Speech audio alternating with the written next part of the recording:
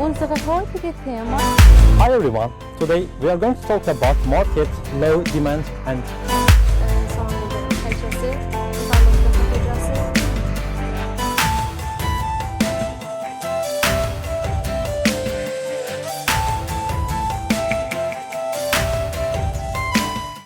Good day, students. In our previous lessons, we talked about academic writing and the structure of an academic writing. We talked about the introduction, body part, and conclusion in an academic writing. And we mentioned that each part of an academic writing is called a paragraph. Today, we are going to talk about a paragraph in general and give some important information about paragraph. The name of our today's topic is, what is a paragraph? A paragraph is a series of sentences that are organized and coherent. When we talked about academic writing and characteristics of an academic writing, we mentioned that coherence is one of the characteristics of an academic writing. No matter of what type of writing it is, no matter of the genre, the academic writing is supposed to have a coherence. And when we mean coherence, we mean that the organizational structure and that everything has to be related with each other and are all related to a single topic. When we talked about generally about the essay and other types of writing, we mentioned that each paragraph should be related to a single topic, which is the title of our writing. Almost every piece of writing you do that is longer than a few sentences should be organized into paragraphs. This is what we mean here is that when we write something, we might collect a couple of sentences together and try to express our feelings and idea related to the topic. If those sentences are more than a couple of sentences, let's say 2 or 3, so we should organize that writing into paragraphs.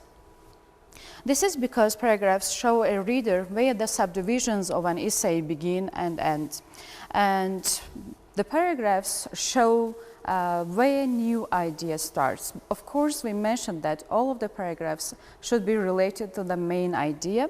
And we have to mention that each paragraph starts with an empty space called an indentation, and thus help the reader see the organization of the essay. When the reader looks at the writing, they directly know where introduction is, where conclusion is, and the rest of the paragraphs, which are called a body part of the writing, and grasp its main points.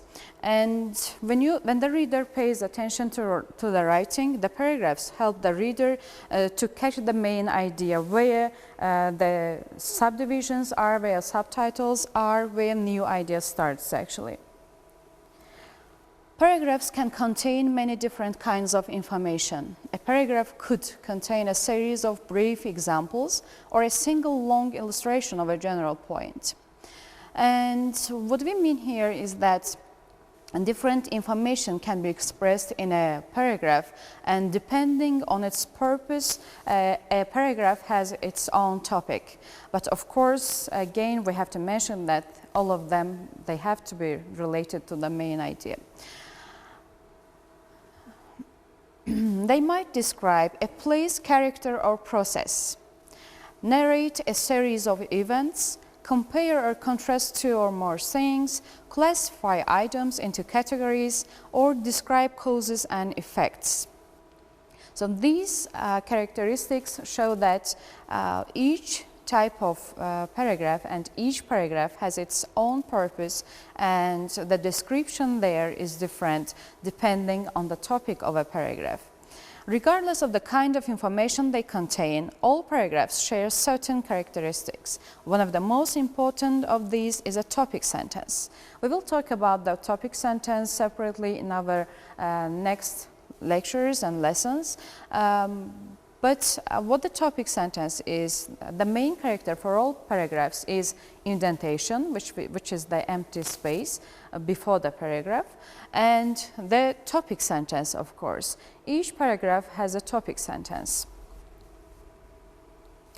Let's see what topic sentences are in general. A well-organized paragraph supports or develops a single controlling idea, which is expressed in a sentence called the topic sentence. A topic sentence has several important functions. It substantiates or supports an essay's thesis statement.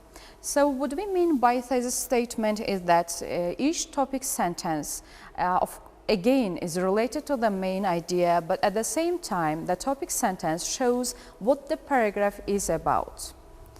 It unifies the content of a paragraph and directs the order of the sentences. So the sentences coming after the topic sentence, and we have to mention that I am going to remind you that the first sentence of each paragraph is generally the topic sentence, but it might change from paragraph to paragraph, because sometimes we want to give an introduction to the paragraph and later we express the main idea, which is called the topic sentence and also thesis statement. And when we say it unifies the content of a paragraph and directs the order of the sentences, we mean that the sentences coming after the topic sentence, they are called supporting sentences, and the last sentence of a paragraph is called concluding sentence. So, and it advises the reader of the subject to be discussed and how the paragraph will discuss it.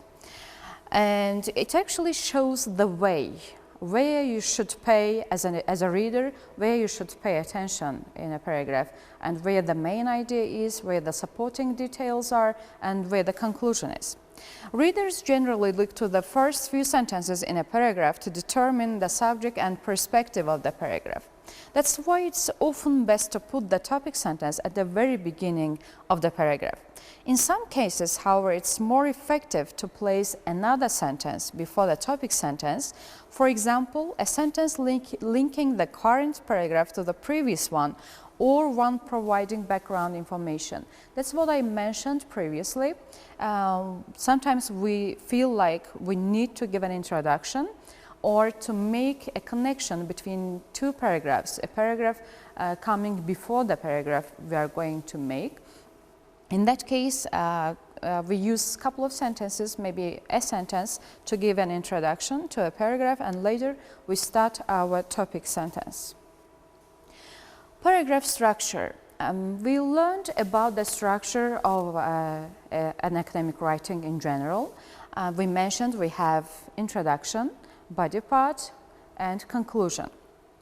When we come to a paragraph, and also paragraph has introduction, body, and conclusion, and we mentioned topic sentence, which is the introduction, and supporting sentences are body part of a paragraph, and conclusion is our concluding sentence. You can see the structure in paragraphs, whether they are narrating, describing, comparing, contrasting, or analyzing information.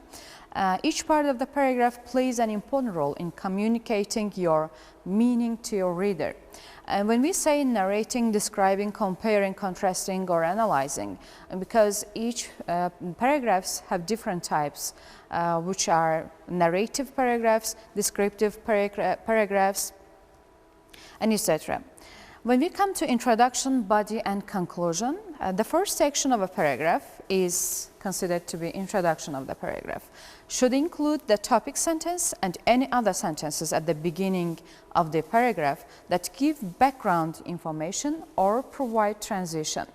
What do we mean by providing a transition is that when we change the topic slightly, when we start a new paragraph, and our topic sentence should provide a transition, we should be able as a reader to see that a new paragraph has started here. Body part follows the introduction, discusses the controlling idea using facts, arguments, analysis, examples, and other information, which I mentioned. Supporting sentences are considered to be the body part, the body of the paragraph. Conclusion is a final section, summarizes the connections between the information discussed in the body of the paragraph and the paragraph's controlling idea. When we write our conclusion, the reader should be able to understand, when they read the concluding sentence, they should be able to understand what we meant actually, what our conclusion is. And starting with a topic sentence, continuing with the supporting sentences, and also ending with the concluding sentence, we should be able as a writer to express our feelings, and we should be able to be successful in explaining the main idea. Here is our example of a paragraph. Scientists have learned to supplement the sense of sight in numerous ways. In front of the tiny pupil of the eye, they put on Mount Palomar a great monocle 200 inches in diameter and with it see 2,000 times farther into the depths of space. Or they look through a small pair of lenses arranged as a microscope into a drop of water or blood and magnify by as much as 2,000 diameters the living creatures there, many of which are among man's most dangerous enemies. Or, if you want to see distant happenings on Earth, they use some of the previously wasted electromagnetic waves to carry television images, which they recreate as light by whipping tiny crystals on a screen with electrons in a vacuum. Or they can bring happenings of long ago and far away as colored motion pictures by arranging silver atoms and color-absorbing molecules to force light waves into the patterns of original reality.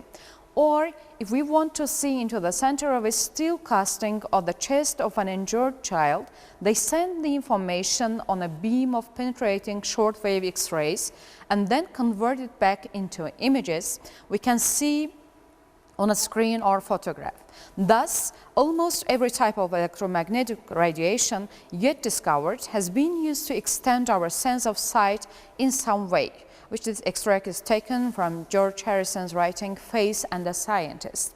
And the aim of this paragraph is, as you see, I have underlined the first sentence and the last sentence of our paragraph. The first sentence is our topic sentence, which is kind of introduction to our paragraph. If we pay attention, it says scientists have learned to supplement the sense of sight in numerous ways. It is kind of introduction to the topic, and as soon as we read the topic sentence, we are able to understand what the rest of the paragraph is going to be about, what the paragraph is going to talk about. And the last sentence concludes what we have said in a paragraph. It sums up all ideas we said.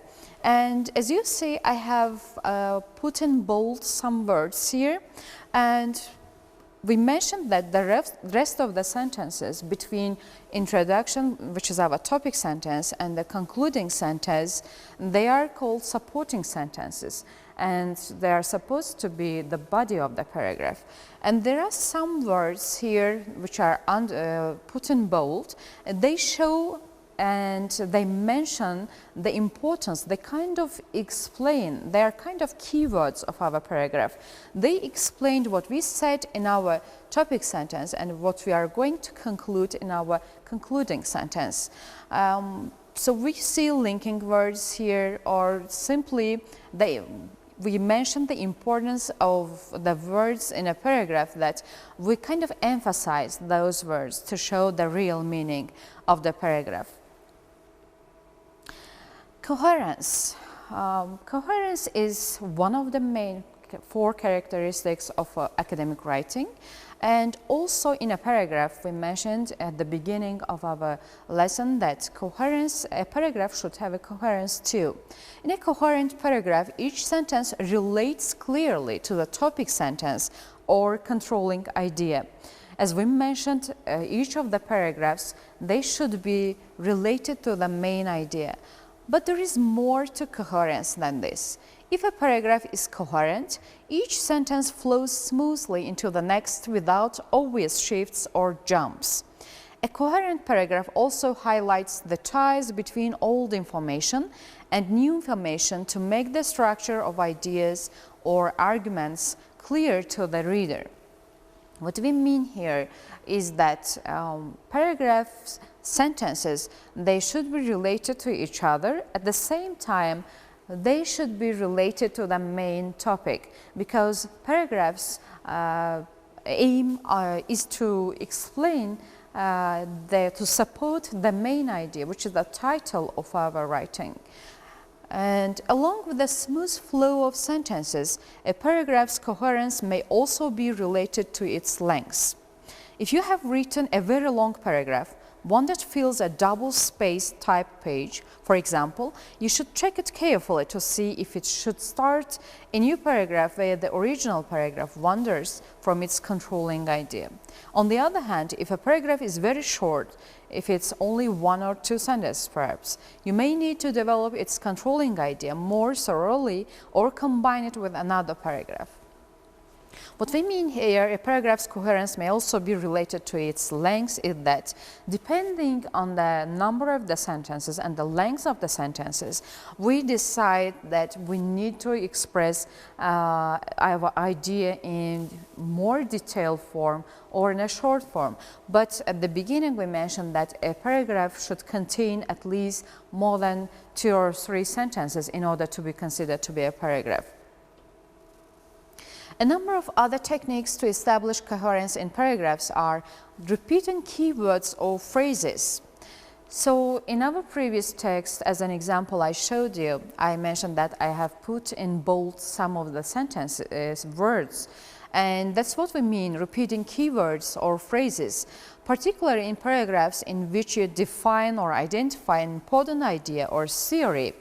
Be consistent in how you refer to it. This consistency and repetition will bind the paragraph together and help your reader understand your definition or description. And what we mean shortly here is that as more detail we give and more accurate we are in our writing, the more information we will be able to give to our readers. Create parallel structures. Parallel structures are created by constructing 2 or more phrases or sentences that have the same grammatical structure and use the same parts of speech. By creating parallel structures, you make your sentences clearer and easier to read. In addition, repeating a pattern is a series of consecutive sentences, helps your readers see the connections between ideas. In the paragraph above, about scientists and the sense of sight, the several sentences in the body of the paragraph have been constructed in a parallel way. They parallel structures, which have been emphasized, help the reader see the paragraph is organized as a set of examples of a general statement.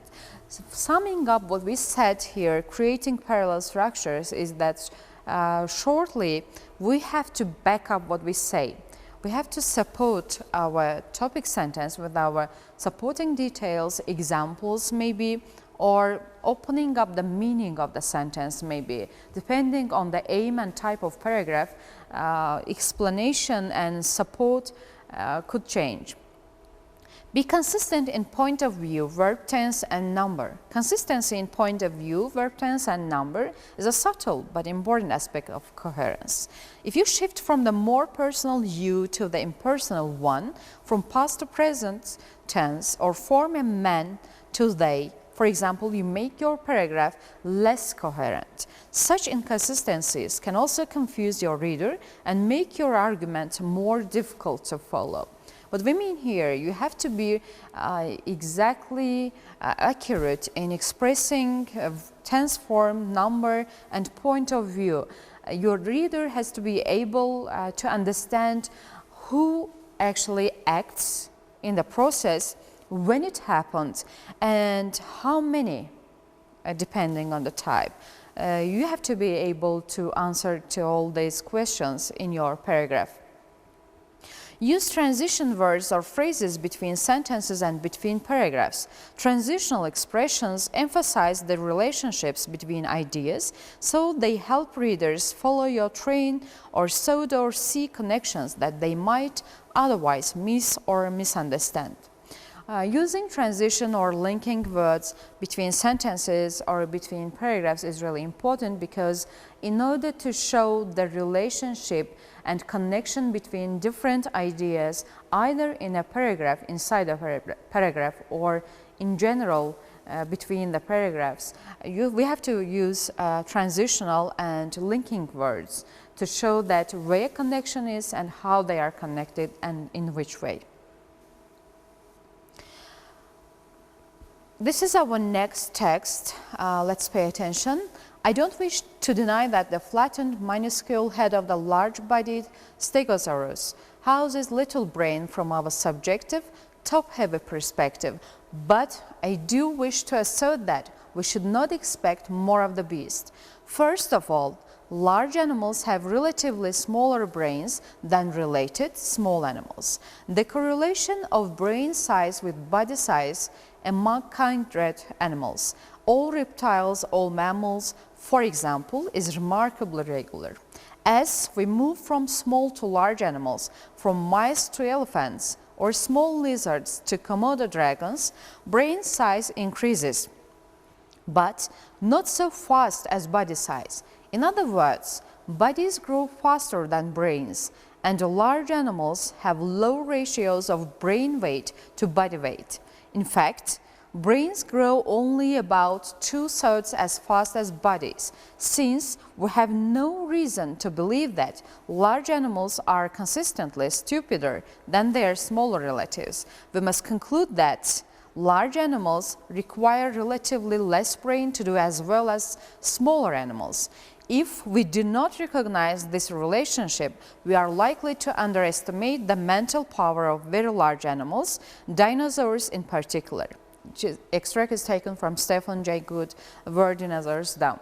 And here I have capitalized some of the words for you, and which we talked in our previous slide about linking words and emphasizing and creating the awareness of our explanation and support. We use, for example, here, but I do wish to assert that, for example, it just shows the contradiction in our sentence. Even though we talk on a fact, but we can add our personal opinion and express our own idea here. First of all, here, for example, it starts showing the reason and giving explanation why he said and supported these ideas. For example, it's also an explanation. In other words, all of them are, first of all, for example, in other words, they're explanatory words, but in fact, since, if, and, but, for example, but and are linking words, which they create connection between two parts of a sentence and between the general idea of the paragraph and the supporting details. Some useful transitions, which is, I have modified it from Diana Hacker, and there are some type of transitions showing addition. Words like again and also besides, equally important, first, second, etc. Further, furthermore, in addition, in the first place, moreover, next, to, they are aimed to show addition in our writing. When we try to give extra information about what we said, additional information, we use these words, one of these words, to show the linking between our ideas. To give examples, for example, we use the words such as for example, for instance, in fact, specifically, that is, to illustrate. And to showing the comparison, when we want to compare different types of ideas, we use words like also, in the same manner, likewise, similarly. When we want to show the contrast between the ideas, we use words like also and yet, at the same time, but, despite, even though, however, in contrast, in spite of, nevertheless, on the contrary, on the other hand, still, though, and yet. To show the summary, to summarize or conclude what we said, this mainly happens in the concluding sentence at the end of the paragraph. We use words like all in all, in conclusion, in other words, in short, in summary, on the whole, that is, therefore, to sum up. To show time, we use words like after, afterward, as long as soon as, at last, before, during, earlier, finally, formally, immediately, later, meanwhile, next, since, shortly, subsequently, then, thereafter, until, when, and while. And show place or direction. In order to show place or direction, we use words as above, below, beyond, close, elsewhere, farther on, here, nearby, opposite, to the left, north, etc., south, etc. To indicate logical relationship between the sentences, maybe the ideas, maybe different types of information we want to mention, we use words like accordingly, as a result, because, consequently, for this reason, hence, if, otherwise, since, so, then, therefore, thus. This is all about the paragraph and shortly about the topic sentence I want to mention. In our next lessons, we will talk about different types of paragraphs and topic sentences and how to write an effective topic sentences. Thank you for your attention.